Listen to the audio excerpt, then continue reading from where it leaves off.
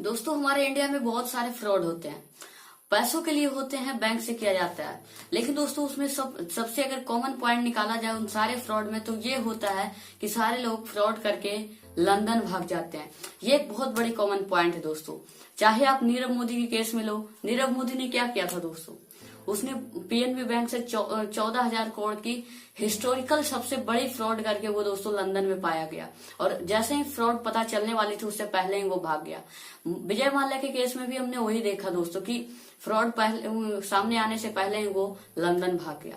ललित मोदी की अगर बात करते हैं तो उसने भी ऐसा किया। आईपीएल फ्रॉड करके स्कैम पहले आने से पहले ही दोस्तों वो लंदन भाग गया। तो आपने कहीं ना कहीं ये गौर किया होगा कि सारे जो फ्रॉडस्टर हैं वो लंदन ही भागते हैं। बट माइंड में एक बहुत आपने सुना ही होगा कि भाग कर चला गया लंदन। लेकिन यहाँ पे आपके माइंड में एक क्वेश्चन आता होगा कि लंदन ही क्यों, why only and always in London, मतलब हमेशा और सभी लोग क्यों पाए जाते हैं वहीं पे। और दोस्तों सिर्फ फ्रॉडस्टर ही नहीं बल्कि बहुत सारे हमारे क्रिमिनल भी जो है हमारे कंट्री से, या फिर बहुत सारे लोग जो है वो भाग कर लंदन चले जाते हैं। और बात की जाए सिर्फ भारत की ही नहीं बल्कि दोस्तों पूरा वर्ल्ड में से भारत को अगर हटा भी दिया जाए तो बहुत सारी ऐसी कंट्री है जहां से भाग कर लोग यूके जाना पसंद करते हैं, लंदन में जाकर रहते हैं। तो क्या आपने कभी ये सोचा है ऐसा क्यों होता है? तो आइए इस वीडियो में हम यही जानेंगे कि हमेशा क्यों लंदन ही भागते हैं। क्या लंदन एक उनके लिए स्वर्ग का वास है, बहुत अच्छी जगह है उनके लिए कि क्रिमिनल को एक पनाह दी जाती है? इसी चीज को हम आज जानेंगे। सिर्फ दोस्तों भारत के ही नहीं बल्कि जैसे कि नवाज शरीफ जो कि पाकिस्तान के फॉर्मर प्राइम मिनिस्टर थे, वो भी दोस्तों बाद में जाकर लंदन में ही पाए गए। तो कहीं ना कहीं ये लंदन बहुत अच्छी जगह है उन सारे क्रिमिनल और फ्रॉडस्टर के लिए जो अपने कंट्री के साथ दगाबाजी करके अपने कंट्री में आतंक फैलाकर भाग जाते हैं। सो आइए जानते हैं। पहले दोस्तों हम बात करते हैं कुछ बड़े फ्रॉड के जो कि इंडिया में हुए हैं, जिनकी चर्चा काफी ज्यादा होती है। आइए जानते हैं। दोस्तों हम पहले बात करना चाहूंगा विजय माल्या का। विजय माल्या दोस्तों बेसिकली एक इंडियन बिजनेसमैन था, जो कि आज नहीं है। किंगफिशर एयरलाइंस का वो ऑनर हुआ करता था, कंपनी चलती थी उसकी। उसने दोस्तों 2016 में हमारे 17 इंडियन बैंक से 9,000 करोड़ रुपए जो है वो लोन लिया था। लेकिन कुछ दिन बाद दोस्तों वो लोन को चुका नहीं पाया और इस वजह से वो 2016 में पाया गया कि वो लंदन भाग चुका है और फ्रॉड नहीं दे करके भाग गया। और ये एक बहुत बड़ी स्कैम उस समय मानी गई थी दोस्तों। 2016 में वो भाग गया। और दोस्तों जैसा कि सबको पता है कि वो एक 11.5 मिलियन पाउंड्स का एक बंगलो खरीदा है दोस्तों लंदन में, और वो भी टैक्स पेयर का पैसा जो उसने लेकर फरार हो गया। अब आइए तो बात करते हैं दूसरे स्कैम के बारे में। नीरव मोदी बेसिकली दोस्तों वो भी एक बिजनेसमैन था, डायमंड हीरो का व्यापार करता था। उसने भी दोस्तों 2 बिलियन का फ्रॉड करके हमारे कंट्री से बाहर चला गया और भाग गया।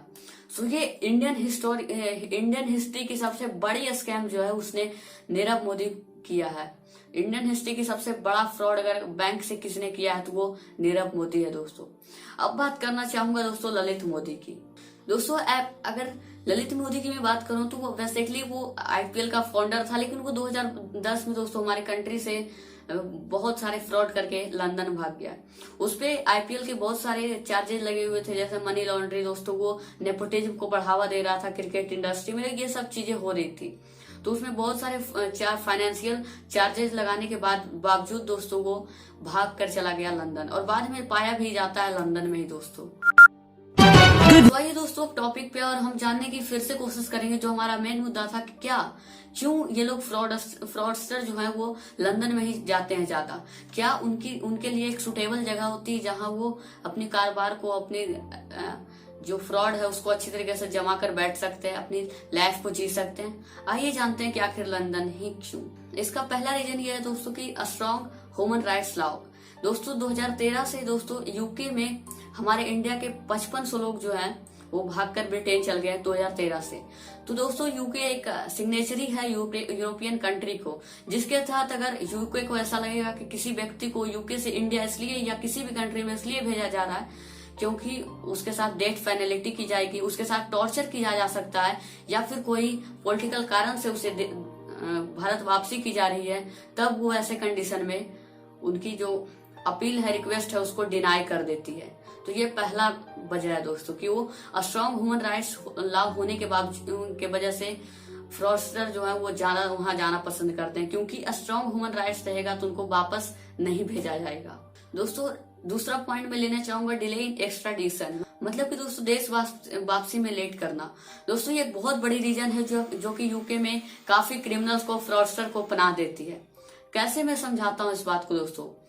जो हमारा इंडिया है दोस्तों वो बहुत ही फास्ट काम कर रहा है, लेकिन यूके उसके साथ बहुत ही स्लो बिहेवियर यहाँ पे कर रहा है। जैसा कि मैं बताऊं दोस्तों, इंडिया जो वो 9th एक्स्ट्राडिशन जो है वो बना चुका है। वो 9 लोगों में से वो लिस्ट दे चुका है कि आप इन लोगों को हमारे देश में वापस कीजिए, जिसमें कि दोस्तों विजय माल्या भी शामिल है। राजेश कपूर दोस्तों 2011 में जो कि फ्रॉड करके भागा था। टाइगर हनीफ 2004 का जो कि एक टेररिज्म में इन्वॉल्वमेंट का उसमें आसार दिख रहे हैं, उसको बुलाया गया है दोस्तों। अनुग्राला कपल्स 2014 में दोस्तों बैंक फ्रॉड हुआ था, ऐसे किया था, इन सबको उन्होंने वापस बुलाई है। बहुत सारे ऐसे लोग हैं। और दोस्तों 9th जितने भी मैंने अभी नाम बताए दोस्तों, और 9th ऐसे एक्स्ट्राडिशन भारत वापसी के लिए भेजी जा चुकी है। लेकिन दोस्तों उसमें सारे के सारे केस अभी पेंडिंग है, एक भी केस को यूके सरकार ने क्लियर नहीं किया है। तो यहाँ कहीं ना कहीं ये देखने को मिलता है कि डिले इन एक्स्ट्राडिशन प्रोसेस ये बहुत है यहाँ पे। इंडिया और यूके जो है दोस्तों 1992 से जो है ट्रीटी साइन किया हुआ, एक्स्ट्राडिशन ट्रीटी, जिसमें कि दोस्तों अभी तक यूके ने सिर्फ 2 ही ऐसे इंसान है जिसको कि भारत में वापस भेजा है, बाकी को वो खुद लंदन में ही रखता है। और जहां यहाँ देखने को मिलता है दोस्तों, जैसा कि आप विजय माल्या के केस में, ये एक सिर्फ बहाना बनाया जाता है यूके सरकार के द्वारा, यूके कंट्री के द्वारा, कि हम इस इंसान को नहीं जाने देंगे। जैसा कि विजय माल्या के केस में हुआ दोस्तों, जब उसको एक्स्ट्राडिशन प्रोसेस के लिए लाया जाना, जब रिक्वेस्ट किया गया तो यह कहकर खारिज कर दी गई कि Indian jails are not suitable for Vijay Mallya, मतलब इंडियन जो जेल है वो अच्छे नहीं है, सुटेबल नहीं है विजय माल्या के लिए। ऐसे बहाने जो सिर्फ बनाकर डिनाई कर दिए जाते हैं रिक्वेस्ट को, ताकि फ्रॉडस्टर अपनी कंट्री ना जा सके। मैं बेनिफिट भी बताने जा रहा हूं दोस्तों कि क्यों आखिर जो गवर्नमेंट है वो ऐसा करती है, यूके को क्या फायदा होता है इन फ्रॉडस्टर से, सब चीज जानेंगे। तो लेट्स कंटिन्यू दोस्तों। इसके पीछे का लॉजिक आइए जानते हैं। इसके पीछे का लॉजिक ये है दोस्तों कि अगर आपने किसी कंट्री में फ्रॉड किया है, अगर आप यूके चले जाते हो और आपके पास बहुत सारा पैसा है, तो जो यूके सरकार है वो आपका वेलकम करेगा, अभिनंदन करेगा, आपको बुलाएगा दोस्तों। लेकिन इसमें कंडीशन ये रहेगी कि आपके पास एक अच्छी खासी रकम होनी चाहिए, अमाउंट होनी चाहिए जो आप यूके कंट्री में लेकर जाओगे। लेकिन यहाँ पे बात आता है क्यों, तो यहाँ पर जैसे ही अगर आपके पास पैसा नहीं रहेगा और आपने फ्रॉड करके भागे, यूके आपको तुरंत ही उस कंट्री को लौटा देगा। लेकिन अगर आप अच्छा खासा पैसा अगर यूके में ले गए तो आपका स्वागत करेगा, वो आपको अलग अलग तरीके से अलग अलग आपको फैसिलिटी देगा। जैसे कि दोस्तों गोल्डन वीजा प्रोवाइड करेगा, जिससे कि आप यूके में बहुत सारे सालों तक आराम से अपनी जिंदगी को जी सकते हो फ्री मौज से। और तमाम वो ह्यूमन राइट्स लॉ है उससे बचाता रहेगा। और जो पैसे वाले लोग रहेंगे, जो पैसे ज्यादा लाते हैं ह्यूज अमाउंट में, उन पे सरकार की नजर नहीं रहती है, कानून की नजर नहीं रहती है। सो इस वजह से वहां जाकर आराम से कोई रह सकता है। अब दोस्तों आप कहोगे कि इसमें फायदा क्या हुआ यूके का। यूके का फायदा बहुत ही सिंपल और एक लॉजिकल है दोस्तों। कैसे मैं बताता हूँ। यूके सिर्फ इसलिए लोगों को फ्रॉडस्टर को बाहर जाने नहीं देता है और वो यूके में स्वागत करता है क्योंकि वो लोग बहुत सारे पैसे लेकर आते हैं। और पैसे जब लेकर आते हैं दोस्तों तो इससे यूके इकोनॉमी में ग्रोथ देखने को मिलती है। तो यहाँ पे ग्रोथ इकोनॉमी में इंक्रीजमेंट करने के लिए, इंक्रीजिंग इकोनॉमी को ग्रो करने के लिए दोस्तों वो लोग ऐसा तिकड़म अपनाते हैं। और ताकि जब फ्रॉडस्टर बहुत सारे पैसा लेकर आएंगे तो उनकी जीडीपी में लगाएंगे और इससे इकोनॉमी काफी डेवलप होगी। तो इकोनॉमी बढ़ाने के लिए दोस्तों वो जो फ्रॉडस्टर रहते हैं उनका स्वागत करते हैं, ताकि उनकी देश में लागत हो और देश का इकोनॉमी ऊपर जाए। इस टाइप की जो एक्टिविटी है वो उनकी इकोनॉमी बढ़ाने में और इन फ्रॉडस्टर को मदद करता है दोस्तों, इस तरह से उनको रहने में। और सिर्फ दोस्तों अगर मैं बात करूं यूके ही नहीं, बल्कि यूके जैसा कई ऐसे कंट्री हैं जो अपने देश में ऐसे ऐसे लोगों को पनाह देते हैं, ताकि उनके इकोनॉमी में पैसा लगेगा तो इकोनॉमी जो है वो ग्रोथ देखने को मिलेगी इकोनॉमी में। दोस्तों अगर इस यूके से हट जाए तो यहाँ पे स्विट्जरलैंड एक कंट्री देखने को मिलती है दोस्तों, जो सभी के लिए ये अलाउ करती है कि अगर आपके पास काला धन है तो आप स्विस बैंक जो कि स्विट्जरलैंड में, वहां आकर आप पैसा जमा कर सकते हो। तो बहुत सारे ऐसे कंट्री हैं जो इसलिए अलाउ करते हैं ताकि इकोनॉमी में उनकी ग्रोथ देखने को मिले। इसीलिए स्विट्जरलैंड काफी डेवलप्ड कंट्री भी है दोस्तों। सो इस पर्सपेक्टिव से इस बेस पे आप लोग को देखने के बाद ये पता चलेगा कि आखिर क्यों फ्रॉडस्टर और क्रिमिनल्स के लिए एक बहुत अच्छा जगह है दोस्तों यूके, और क्यों लास्ट 40 ईयर्स दोस्तों उनके लिए एक आइडियल प्लेस है यूके जैसा देश। दोस्तों जब भी यूके से कोई एक्स्ट्राडिशन प्रोसेस की बात करता है या रिक्वेस्ट भेजता है, तो जो यूके के लोग हैं, यूके की सरकार है, वो कुछ भी बहाने बनाकर, एक्सक्यूजेज लगाकर उन्हें एक्स्ट्राडिशन के लिए मना कर देती है, और उन्हें कहती है कि हम एक्स्ट्राडिशन प्रोसेस को इस वजह से हम आपको रिक्वेस्ट आपकी नहीं मान रहे हैं। मतलब कुछ ना कुछ कह के इसे रिक्वेस्ट को डेनी कर देता है दोस्तों, क्योंकि वहां के लोग इन सब फ्रॉस्टर पे ज्यादा नहीं देते हैं ध्यान, क्योंकि उनके लिए वो एक सोने की मुर्गी है।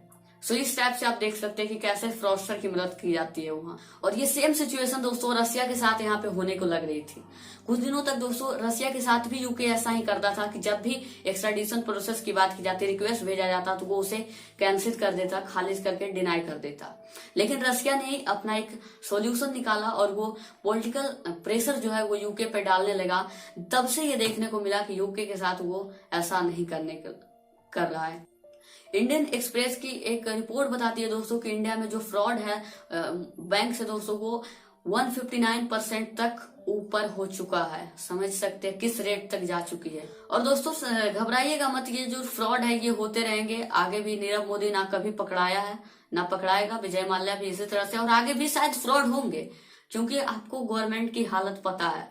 इंडियन गवर्नमेंट जो है जो दोस्तों वो कोई भी डिसीजन, कोई भी एक्शन नहीं लेती है इन फ्रॉडस्टर पे, और कोई भी पॉलिटिकल या कोई किसी भी तरह का दबाव जो यूके गवर्नमेंट है उस पर नहीं बनाती है। यही एक वजह है जो कि फ्रॉडस्टर को मदद करती है, और फ्रॉडस्टर यहाँ फ्रॉड करके वो अच्छी खासी जिंदगी जो है, हैप्पी लाइफ जो है वो लंदन में जाकर जीते हैं। और इस फ्रॉड की वजह से दोस्तों कितने भारतीय जो है वो तबाह हो जाते हैं, कितने लोग पैसे की वजह से सुसाइड कर लेते हैं कि उनका मेहनत से कमाया हुआ धन दोस्तों कहीं ना कहीं डूब जाता है, फ्रॉड हो जाता है बहुत सारे। और इंडिया में भी कई लोग ऐसे हैं जो सिर्फ बैंक से छोड़िए अपने लोगों से ही ठगते हैं, तो वो अलग बात हो जाती है। लेकिन यहाँ पे कई लोग सुसाइड कर लेते हैं, उनकी जिंदगियां तबाह हो जाती है ऐसे फ्रॉड से।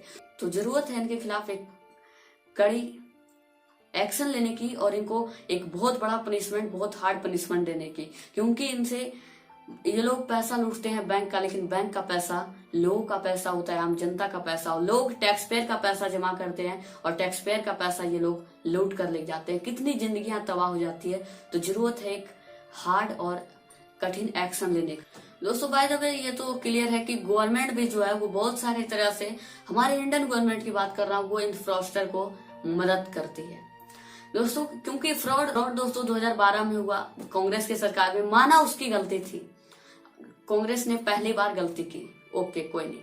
लेकिन दोस्तों उसके बावजूद भी कई बार हमारे जो फाइनेंस मिनिस्टर वो मिलते रहे, कई सरकार आई मिलते रही उन फ्रॉडस्टर से लगातार, और कोई एक्शन नहीं। जैसा कि दोस्तों हमने विजय माल्या के केस में देखा था। दोस्तों मैं बताऊं एक्चुअली रियलिटी क्या है दोस्तों। एक बार जो हमारे फाइनेंस मिनिस्टर अरुण जेटली वो इस फ्रॉडस्टर से मिलते हैं, मतलब विजय माल्या से मिलते हैं, और वो प्रेस को बताते तक नहीं है। जब किसी तरह से मीडिया को ये पता चल जाता है कि वो विजय माल्या से मिले हैं, जब कॉन्फ्रेंस में विजय माल्या ही बताता है कि मैंने उनसे मिली है, तब अरुण जेटली से जब पूछा जाता है तो वो कहते हैं हाँ मिला था, मतलब 15 मिनट के लिए।